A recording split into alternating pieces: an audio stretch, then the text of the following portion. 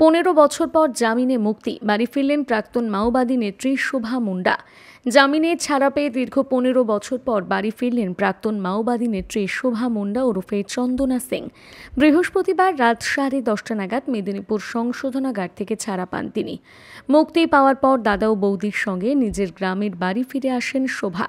তার বাড়ি ঝাড়গ্রাম জেলার বিনপুর 2 নম্বর ব্লকের মাজুগোড়া গ্রামে। শোভার বিরুদ্ধে পশ্চিমবঙ্গ এবং ঝাড়খণ্ড মিলিয়ে একাধিক মামলা ছিল। সব মামলাতেই তিনি জামিন পেয়েছেন।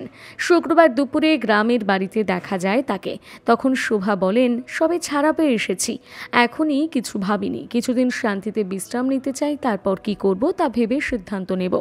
শোভার বাড়ি ফেরা ঘিরে গ্রামের বাসিন্দাদের মধ্যে কৌতূহল এবং নানান জল্পনা তৈরি হয়েছে।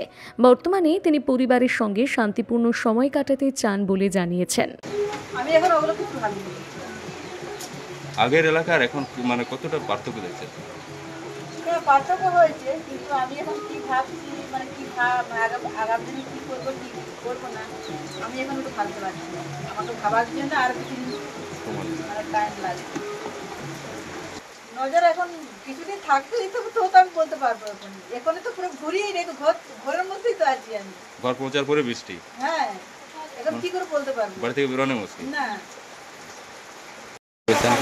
ভালো লেগেছে, যাওয়াটা ঠিক হয়নি, কিন্তু চলে যেতে পারি করে হয়ে গেছি। আমরা চাইছি ঘরে থাকুক, যাতে না যায়।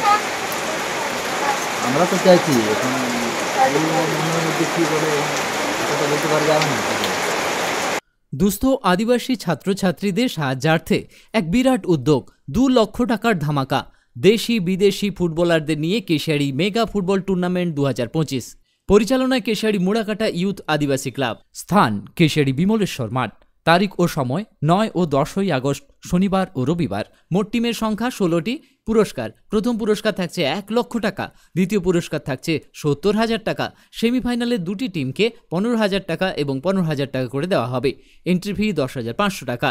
যোগাযোগের জন্য ফোন করুন 8372884815 অথবা 9609759911। এই মহৎ উদ্যোগে অংশগ্রহণ করে দুস্থ আদিবাসী ছাত্রছাত্রীদের পাশে দাঁড়ান এবং ফুটবল টুর্নামেন্টের উত্তেজনা উপভোগ করুন।